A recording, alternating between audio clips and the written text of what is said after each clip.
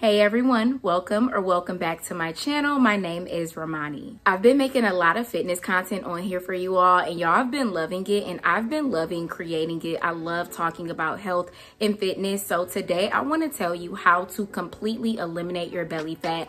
This is going to be for good. Like, this is not 15 days, 30 days. Like, I'm talking about completely eliminating the bloat, the belly fat, the gut health issues, and anything else that you are experiencing pertaining to weight gain. We're just gonna get straight into the tips because I wanna help you change your body right now. The first thing that you wanna do is switch your identity. And I know that you're probably like, what are you talking about? When I say switch your identity, right now your identity aligns with the person who is unhealthy. Maybe you're overweight, maybe you eat McDonald's, maybe you eat a lot of fast food, you drink a lot of soda. Right now, your identity aligns with that person. When I say that you want to switch your identity, you're going to make a complete shift and begin to align with a completely different persona. Like, it's still you, but it's a different version of yourself. So you're no longer aligning with the person who eats the fast food, who eats the sweets, who drinks soda, who drinks alcohol, who drinks juice. You're now aligning with whatever healthy habits you want to implement. I don't know exactly what you want to implement in your life, but just for an example, maybe you're now aligning with that person who drinks a gallon of water a day, or who goes to the gym, who walks 3 miles in the morning. You're aligning with that person rather than the person that you've always been. And I want to be completely transparent. Identity switching is not easy because you've always been doing a certain set of habits. Maybe you've been doing them for weeks, months, years, or your entire life. It is going to be challenging for you to switch into a completely different idea of yourself or version of yourself. But this is where discipline comes into play. Everything is not going to be easy, especially when you are trying to lose weight in a society and in a system that profits off of you being obese, you being overweight, you being unhealthy, or you being sick. We live in a society that profits off of us not being our best self. So when you are actively working on improving yourself, there's always going to be something that is going to stop you or going to try to stop you, because it's not going to stop you. Whether it's a McDonald's commercial, whether you ride past Chick-fil-A, maybe you go to the store and the first thing you see is your favorite snack, there's always going to be something that is going to try to hinder you in this identity switch. Even the people in your life are not going to be, well, maybe they won't be so receptive to who you're becoming, because people know you as a certain version of yourself. And I'm only saying this because I don't want you to think, okay, I'm about to, do an identity switch. Romani told me I need to switch my identity, and then you revert back on day 5 and you're like, oh, it wasn't as easy as I thought.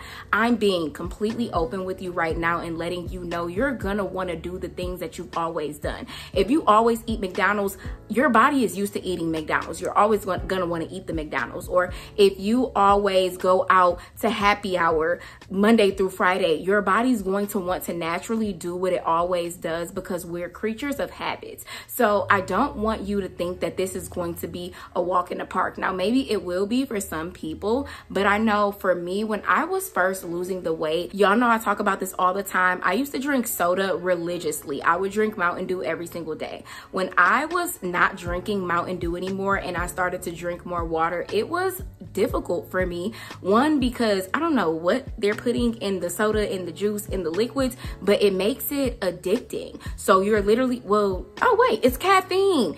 It's caffeine. It's caffeine that's in the drinks, especially soda or pop.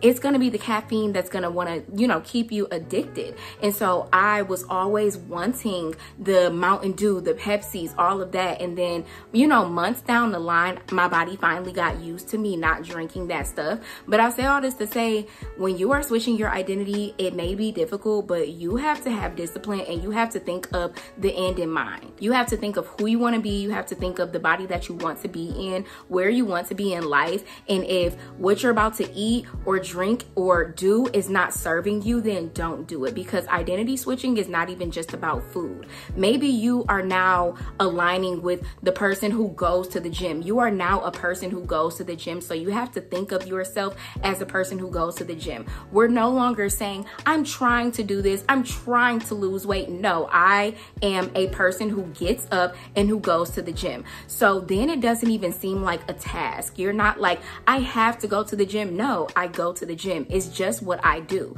Just like you eat the fast food, it's just what you do right now. We're gonna change those habits. Like me personally, I know that I can't do the same things that I was doing at this size because I know what this size right here gets me. I know that I'm gonna be bloated. I know I'm going to be overweight. I know I'm gonna be unhappy, and I can't try to look like this but still do these things. I had to align myself with the healthy version of myself that I wanted to be. As many of you know, I am a personal trainer and I'm a yoga instructor, and I had to say, you have to get yourself back on track, because I completely fell off. I'm like, you have to get yourself back on track. The version of you that you want to be is waking up at 7 in the morning. She's drinking a gallon of water a day. She's not constantly stuffing her face. She's going to her workout. She's not skipping her workouts. Like, she's doing what she needs to do.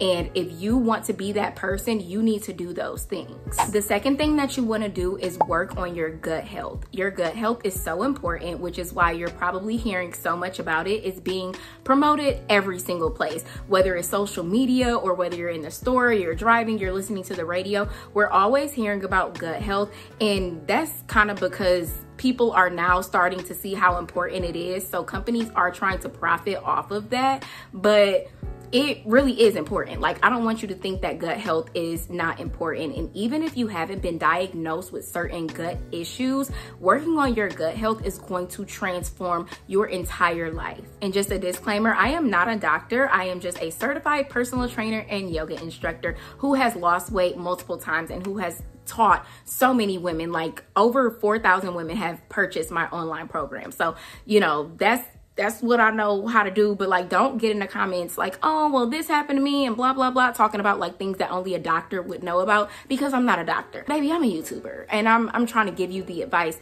that I know works for me. Now, with that being said, gut health can depend on some products. So like, I know people are talking about different products. Like, I personally take L-glutamine, and then I have this greens powder that I put in my smoothies called Amazing Grass. All of this is in my Amazon storefront below. So you can have products, but products are not going to completely change your gut health. If you're taking L-glutamine and, you know, greens powder in the morning, but you're eating a Big Mac late at night, it's not going to work. So while you can take some products that will help improve your gut health, we need to focus on what you are eating. The things that are promoted to us in today's society are causing inflammation in our body, and inflammation makes you look completely different because you begin to have painful bloating, or maybe it's not painful. Maybe you just notice that you're bloated, you notice acne, you notice unwanted weight gain. It's because of everything that is in our food that we're eating.